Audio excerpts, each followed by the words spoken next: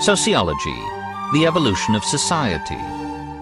If determinism is correct in psychology, there must be regularities of cause and effect in social phenomena. And a thorough student of man and society will not be content with a merely chronological history like Livy's, nor with a biographical history like Carlyle's. He will look in human history for those general lines of development, those causal sequences, those illuminating correlations which transform the wilderness of facts into the chart of science. What biography is to anthropology, history is to sociology. Of course, there are 1,000 obstacles that the study of society must yet overcome before it can deserve the name of science. The young study is harassed by a multitude of prejudices, personal, educational, theological, economic, political, national, religious, and by the ready omniscience of the uninformed.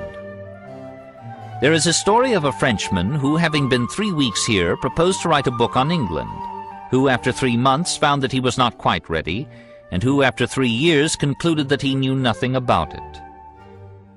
Such a man was ripe to begin the study of sociology. Men prepare themselves with lifelong study before becoming authorities in physics or chemistry or biology. But in the field of social and political affairs, every grocer's boy is an expert, knows the solution, and demands to be heard. Society, he believes, is an organism, having organs of nutrition, circulation, coordination, and reproduction, very much as in the case of individuals. It is true that in the individual, consciousness is localized, while in society each of the parts retains its own consciousness and its own will. But the centralization of government and authority tends to reduce the scope of this distinction. A social organism is like an individual organism in these essential traits: that it grows, that while growing it becomes more complex, that while becoming more complex, its parts acquire increasing mutual dependence, that its life is immense in length compared with the lives of its component units, that in both cases there is increasing integration accompanied by increasing heterogeneity. Thus the development of society liberally carries out the formula of evolution. The growing size of the political unit, from family to state and league, the growing size of the economic unit, from petty domestic industry to monopolies and cartels, the growing size of the population unit, from villages to towns and cities. Surely these show a process of integration, while the division of labor, the multiplication of professions and trades, and the growing economic interdependence of city with country and of nation with nation amply illustrate the development of coherence and differentiation. The same principle of the integration of the heterogeneous applies to every field of social phenomena, from religion and government to science and art. Religion is at first the worship of a multitude of gods and spirits, more or less alike in every nation. And the development of religion comes through the notion of a central and omnipotent deity subordinating the others and coordinating them into their hierarchy of special roles. The first gods were probably suggested by dreams and ghosts. The word spirit was and is applied equally to ghosts and gods. The primitive mind believed that in death, or sleep, or trance, the ghost or spirit left the body. Even in a sneeze, the forces of expiration might expel the spirit, so that a protective "God bless you," or its equivalent, became attached to this dangerous adventure. Echoes and reflections were sounds and sights of one's ghost or double. The Basuto refuses to walk by a stream lest a crocodile should seize his shadow and consume it. God was at first only a permanently existing ghost. Persons who had been powerful during their earthly lives were believed to keep their power in their ghostly appearance. Among the Tanese, the word for God means literally a dead man. Jehovah meant the strong one, the warrior. He had been a local potentate, perhaps, who was worshipped after his death as the god of hosts.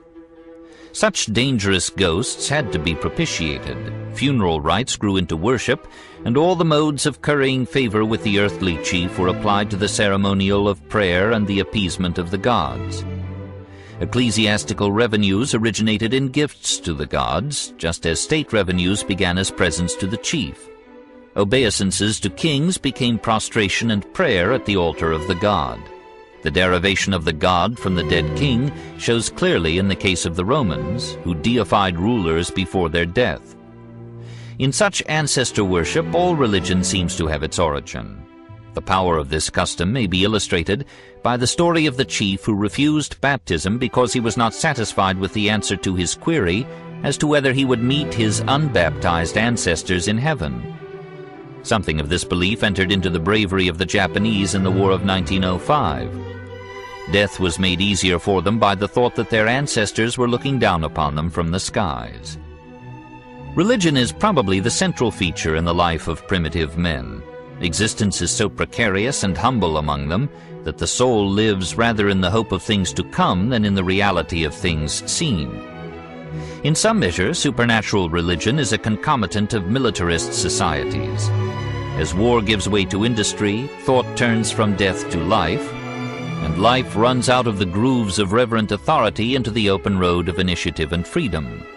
Indeed, the most far-reaching change that has taken place in all the history of Western society is the gradual replacement of a military by an industrial regime. Students of the state habitually classify societies according as their governments are monarchical, aristocratic, or democratic, but these are superficial distinctions. The great dividing line is that which separates militant from industrial societies, nations that live by war from those that live by work. The military state is always centralized in government and almost always monarchical. The cooperation it inculcates is regimental and compulsory. It encourages authoritarian religion, worshipping a warrior god. It develops rigid class distinctions and class codes. It props up the natural domestic absolutism of the male. Because the death rate in warlike societies is high, they tend to polygamy and a low status of women. Most states have been militant because war strengthens the central power and makes for the subordination of all interests to those of the state. Hence, history is little more than the Newgate calendar of nations, a record of robbery, treachery, murder, and national suicide. Cannibalism is the shame of primitive societies, but some modern societies are sociophagous and enslave and consume whole peoples. Until war is outlawed and overcome, civilization is a precarious interlude between catastrophes. The possibility of a high social state fundamentally depends on the cessation of war. The hope of such a consummation lies not so much in the spiritual conversion of the hearts of men, for men are what the environment makes them, as in the development of industrial societies. Industry makes for democracy and peace. As life ceases to be dominated by war, 1,000 centers of economic development arise, and power is beneficently spread over a large portion of the members of the group. Since production can prosper only where initiative is free, an industrial society breaks down those traditions of authority, hierarchy, and caste which flourish in military states and under which military states flourish. The occupation of the soldier ceases to be held in high repute, and patriotism becomes a love of one's country rather than a hatred of every other. Peace at home becomes the first need of prosperity, and as capital becomes international and 1,000 investments cross every frontier, international peace becomes a necessity as well. As foreign war diminishes, domestic brutality decreases. Monogamy replaces polygamy because the life tenure of men becomes almost equal to that of women. The status of women rises, and the emancipation of women becomes a matter of course. Superstitious religions give way to liberal creeds, whose focus of effort is the amelioration and ennoblement of human life and character on this earth. The mechanisms of industry teach men the mechanisms of the universe, and the notion of invariable sequences in cause and effect.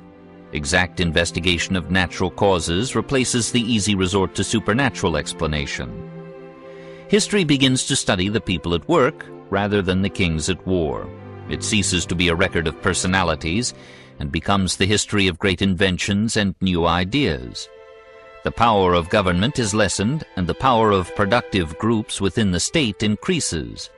There is a passage from status to contract, from equality and subordination to freedom and initiative, from compulsory cooperation to cooperation in liberty.